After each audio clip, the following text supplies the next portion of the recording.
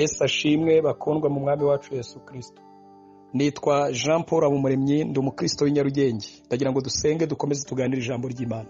Mana, turagushimiye mu izina rya Yesu. Uri Imana yo kubahwa cyane. Ni wowe munyacyubahiro uruta abandi bose bo mu isi. Nta nubwo dushobora kukugereranya kuko ntugereranywa n'umuntu wari we wese. Uri umunyembaraga urahambaye. Tugushimiye umwanya uduhaye w'ijambo ryawe. Turakubashye muri uyu mwanya kugira ngo uvugane natwe.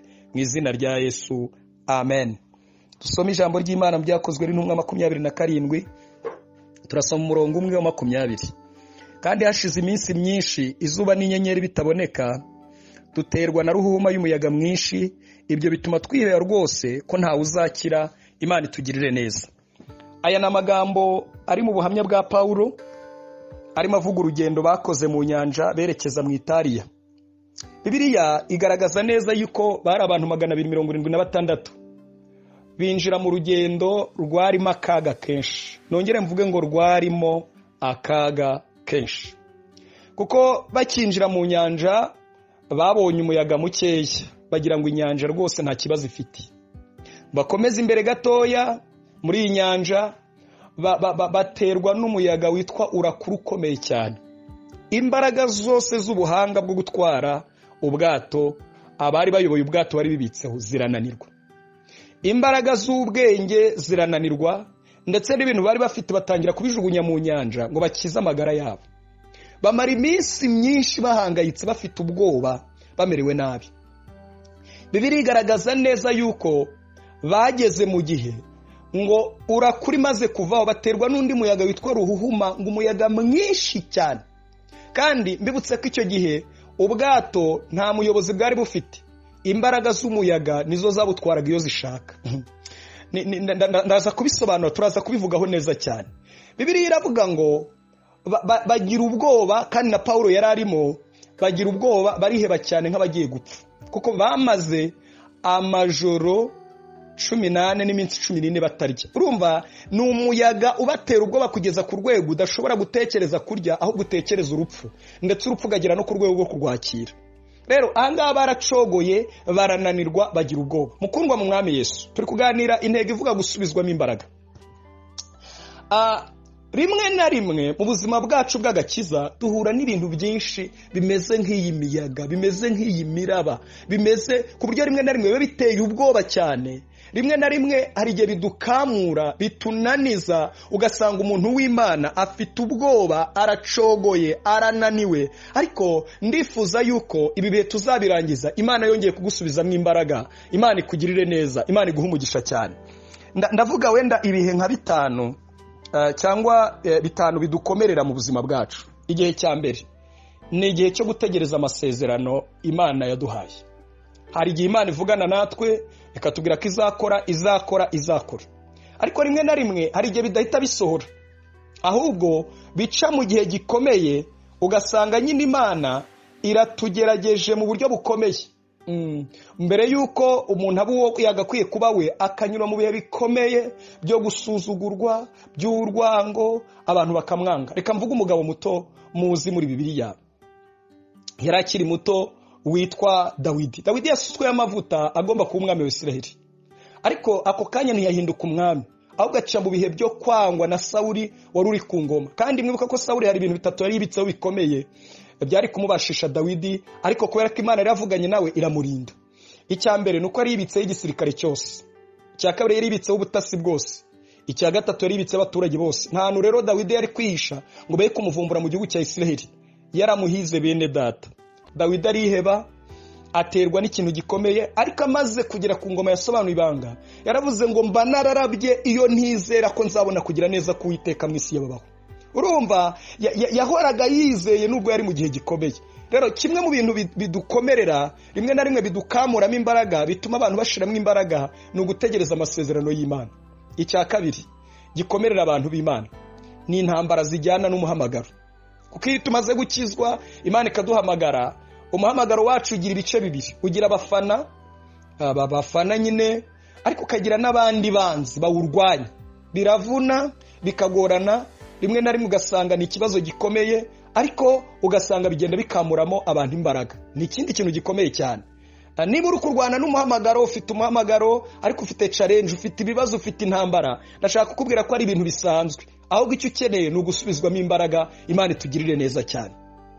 Icya gatatu gikomeye kitubaho mu buzima bwacu bwa Kristo, kinateye n'ubwoba kandi kituvuna, ni igihe rimwe na rimwe twagize akarengane. Kuko ibintu byacu hari igihe bizana akarengane, gishobora kuvuga ukuruka kuzira, hari igihe ushobora kugira akarengane mu buryo bumwe n'ubundi, ushobora kwanga gushyira mu bikorwa ibyo abantu bagusaba ukabizira. Ibyo rero ni akarengane. Akarengane nako karababaza, karagora, habaho gucika intege, habaho kunanirwa, habaho kwibaza Imana iri, ariko ndashaka kukubwira yuko Imana yongere gusubizemo imbaraga. Imana yongere gusubizemo imbaraga mu izina rya Yesu. Icya kane gikomeye kitubaho mu buzima bwacu bwa Kristo, ni igihe cyose kuko tukiri mu isi, tukirwanira mu isi, ntabwo itorero rirahabwa agaciro karyo. Hari igihe abantu bakwambura agaciro, hari igihe abantu bagusuzugura, hari igihe babona ibyo urimo hari ibintu bidasobanutse, hari ibintu by'ubutekamutwe bidafite imbaraga, kuko ntabwo itorero rirageraho rirahabwa agaciro, riracyari mu isi, riracyasuzugurwa, abantu baracyarire bakavuga ati byo gukizwa, ibintu byo gusenga bidafite agaciro, bidafite imbaraga, nabyo ibyo ngibyo bikamuramo imbaraga. Icya gatanu mubabarire gikomeye, nuko hari igihe ugeragezwa nabo mubana mu murimo w'Imana. Abo nita intumwa za Satani zibizi neza. Biragora bikavuna iyo ugeragejwe n'uwo wizeraga.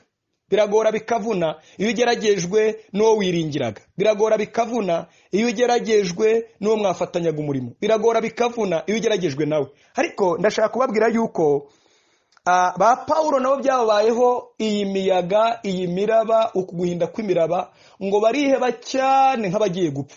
Ariko ndashaka kuguha ijambo ry'ihumure. Imana irahari kugira ngo yongere gusubizwemo imbaraga. Ukomeze urugendo. Nubwo uri kurasana, nubwo uri gucika intege, nubwo imisozi uzamuka, nubwo ibikombe umanuka, nubwo hari ibintu bikugoye bikuvunnye, ariko humura. Ongera utabaza Imana, ongera winginga Imana, uyibwire ngo Mwami, ndashaka kongera gusubizwamo imbaraga. Imana yiteguye kongera kugusubizamo imbaraga no kongera kukugirira neza. Hari ikintu cyanshimishije cyane cyatumye abagenzi batubanjirije mu rugendo badasubira inyuma. Ikintu cya mbere gikomeye, intwari zari zifite, abavuye mu isi bayivuyemo. Ntabwo bacogoraga, kuko bari baravuye mu isi bayivuyemo. Bari bariyemeje, bavuga ati tuvuye mu byaha, tuvuye mu businzi, tuvuye mu busambanyi, tuvuye mu bujura, tubuvuyemo. Bari barazinutswe ibyo bavuyemo.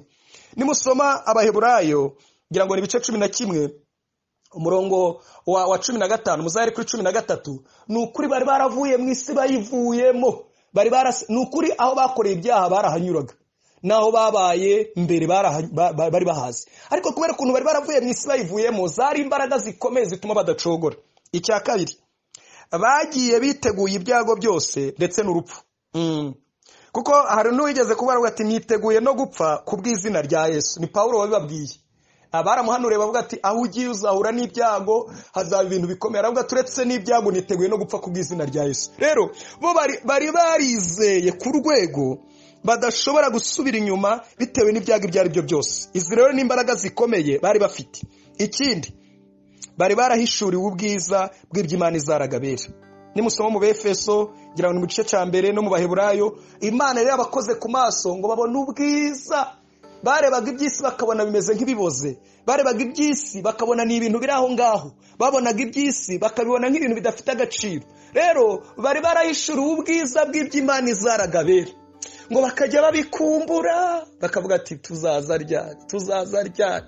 Rero ibyo byatumye byabereye imbaraga zituma badashobora gucogora. Nubwo bahuraga n'imiraba, nubwo bahuraga n'imiyaga igereranywa na ruhuma, nubwo bahuraga n'imiyaga igereranywa na urakuro, nubwo banyuraga mu buzima burimo akaga kenshi. Iyi si irimo akaga kenshi ku muntu w'Imana. Irimo imiyaga, irimo imiraba, irimo guhinda kw'inkuba zikomeye, irimo ibitero bikomeye, ariko guhishurirwa ubwiza bw'iby'Imana izaragabera byabereye imbaraga zikomeye. Haleluya, haleluya.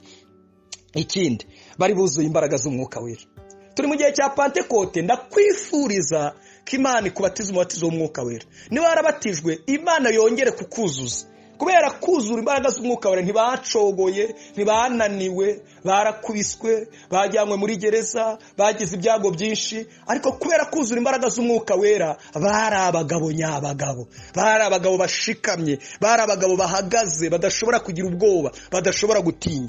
Ikindi gikomeye bari bafite, bari bafite imbaraga z'umutima zinesha icyaha ndetse zababashishaga kwihangana cyane. Aba bagabo batubanjirije bari bafite imbaraga z'umutima zinesha icyaha. Toka icyaha iyo bahuraga nacyo baragikubitaga bakagisigira amateka yo kukinesha. Hari akantu kamwe kantangaje. Abantu bamwe kubera kutagira imbaraga z'umutima aho banyuze akenshi basiga amateka y'ibyondo by'isayo. Abasomye agatabo k'umugenzi bazi ko hari umugabo witwa Mukristo yanyuze mu isayo gahenda gasaze, ayinyuzemo agenda ajabagira mu byondo. Ntekereza ko amaze kujabuka, amaze kuvamo, yagiye asiga ibyondo. Abahanyuze bashobora kuba baravuze ati ibi byondo byasizwe na Mukristo kubera ko yarangaye. Ariko aba bagabo ntago bagendaga basiga ibyondo aho banyuze, ahubwo bahasigaga amateka akomeye. Basize amateka akomeye, basize amateka akomeye cyane yuko bari barabanye n'Imana. Kandi basize amateka akomeye yo kugenda banesha ibyaha, yo kudacogora ngo basubire inyuma, yo kuba abagabo nyabagabo bakomeza guhamya Yesu nubwo byari bikomeye. Rero iki kintu cya kabiri turi kureba Paulo yahuye nacyo cyo kwiheba cyane ndetse no kubona urupfu hafi. Bakundwa mu mwami, ndagira ngo babwire ko mu rugendo rujya mu ijuru duhura nabyo ariko dukeneye kongera gusubizwamo imbaraga. Niba wari ucogoye, niba wari unaniwe, kubera iki?